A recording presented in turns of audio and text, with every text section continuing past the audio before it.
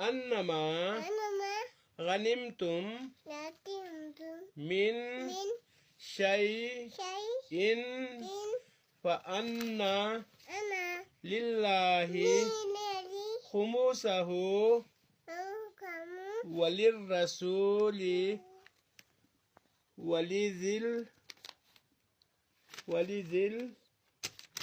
ولذي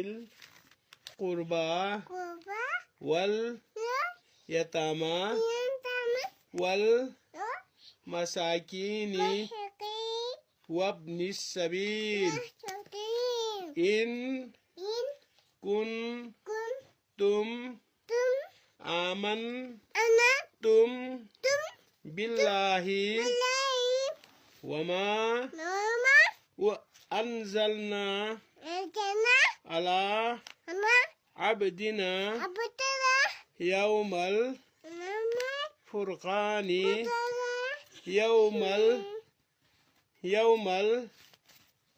يوم التقى الجمعان يوم التقى الجمعان والله على كل شيء قدير إذ أنتم بالعدوة